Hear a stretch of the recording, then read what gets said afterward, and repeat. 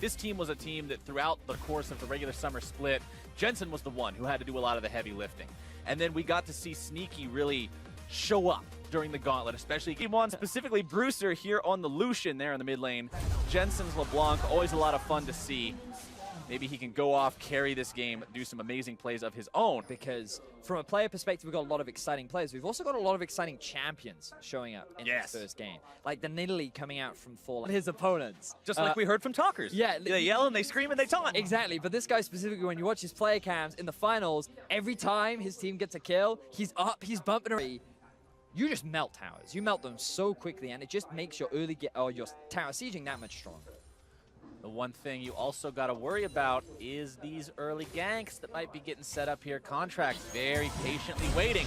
Jensen going in, not going to find success with the chain there. Flash into the knockup. Contracts looking to make this one happen. Jensen with a flash of his own, but Cloud9, 2 summoners down, and they won't get the kill. Granted, they do get the flash. Seems a little used to playing around, I would assume. Nobody expects their mid laner to be that far set behind just 7 minutes into the game. And now Forlan's going to come in, look to make some kind of an impact on this lane. Jensen will drop to about 60% HP. Brewster low on mana here.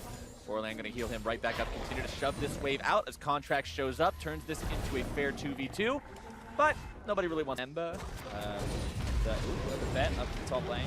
Vert trying to flex those muscles a little bit here onto Impact. Meganar not going to be accomplishing a whole lot there, as now that he goes back to going to go immediately after him. Impact potentially going to go over the wall here. Yep, flash into the taunt, not finding Forlan. Not what Cloud9 needed to see there. Impact just a smidgen too far away as the root comes down onto Contracts. The culling comes out. He loses about 3/4 health from that. And C9's forced to retreat. So Red tried to force the fight. I think they should be able to pick up this objective for free, unless Team 1 are feeling spicy. Jensen losing about half his HP to Vert's rotation. Cloud9, 5 men strong here at the Mountain Drake, not allowing Team 1 to get in there and contest that one, and they will get them fine with this because Jensen has the TP as well. Here comes the ulti from Brewster, and Jensen goes in.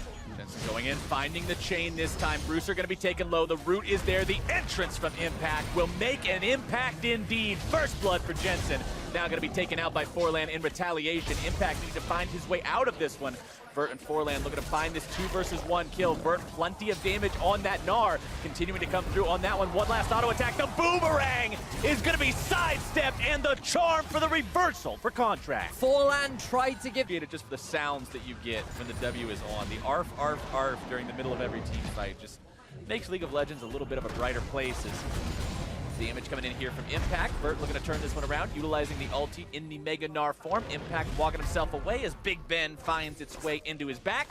But Sneaky and Smoothie will be working on grabbing that turret first blood here in the bottom lane, and they find it for Cloud9. So things on a similar trend to follow up. So many ways to start fights off. And the one thing about Cloud9 is, come the mid-game, they are a good team-fighting team. And with the dominance that Jensen has over his lane opponent, along with the pressure that Contracts is exerting down the bottom lane, C9 is setting themselves up for these same lane. And for those of you guys who might not have been looking at the side of your screen just a moment ago, the stat comparison, Jensen normally up around 12 CS at 15 minutes. This game he's up a casual 46, going after Brewster.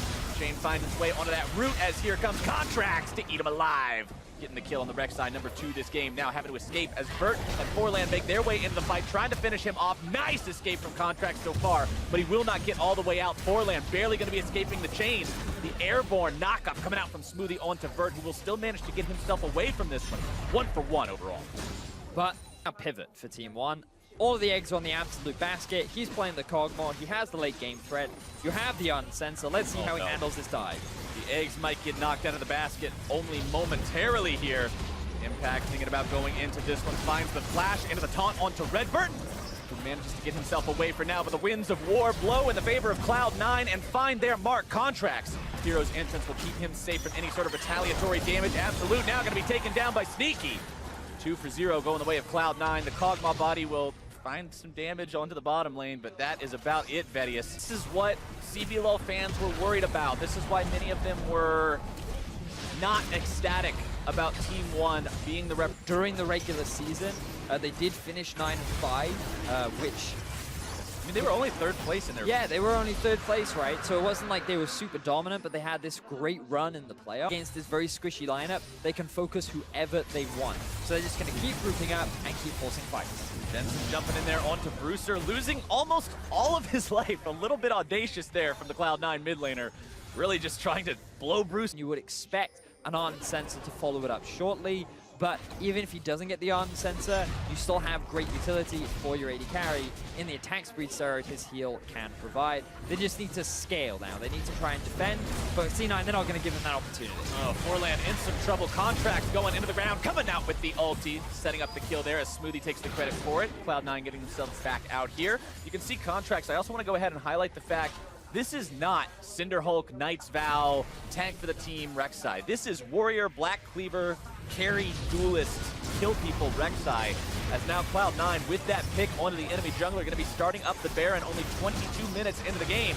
It's up to Team 1 to stop this. They cannot allow Cloud9 to find this objective this early. Colin coming in over the wall. Vert going to be taking a lot of damage as Absolute grabs the kill onto Contracts, but Impact now there into the back line. They've grabbed the kill onto the enemy top laner as well.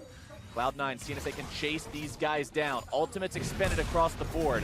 Jensen trying to find his way onto Redbird. I talked about that shield value going up, but it's still not enough. Going to be popped nearly instantly. And Absolute is absolutely dead. Brewster's still trying to get his way out of there, but he will just barely survive. Forlan now also up and running yet again to keep this mid laner alive.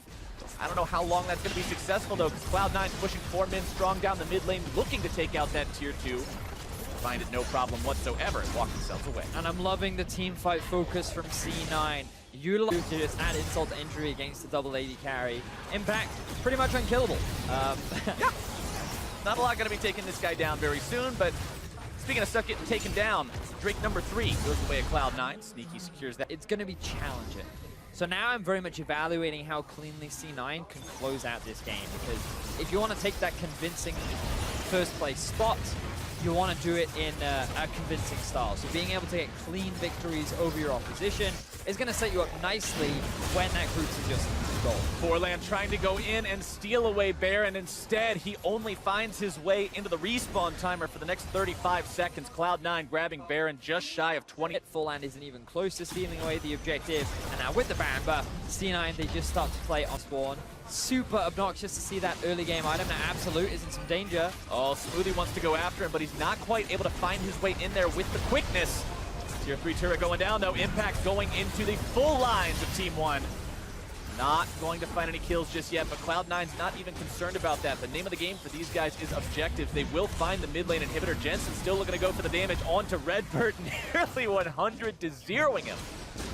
Vert trying to go in on these guys. Now he's going to get rooted. Now he's going to get taunted. Winds of War coming out. Team 1 can't do a lot to stop the Cloud9 war machine. C9, they want to get this game over with. They want to walk away with the convincing win. And with an easy pick like that, they're well on their... That's the safety area of the map right now for Team 1. The rock thing. The rock thing in your base is about as far out as you can go before Jensen can be a threat of 100 to zeroing you. Cloud9 now taking out the top lane inhibitor to go along with the mid one. They've got 2 lanes down. Looking like they're not even that concerned about the bottom lane. Marching up mid now to finish off the Nexus turrets themselves. Absolute still dead for another 10 seconds. Nexus turret number 1 already down. Impact on the front line. Dashing in there with the Justice Punch to keep Vert away. Vert does have a full Mega Gnar bar. Contracts finding the Prey Seeker there onto Redbird. Turret nearly going to be falling now. They take Vert down. The last fight of the game going to be breaking out as Brewster gets deleted by Sneaky. A killing spree for the Cloud9 AD carry. Redbird walking himself away, and Cloud9 with a very convincing victory. Nothing more to say. Clean from Cloud9. They stuck to a very conventional Cloud9 playstyle, which is put Jensen on a carry, invest resources into setting him up for success. Once he has that slight lead, he is the caliber of player that will know exactly what to do with it. And then the rest of the game just started going in their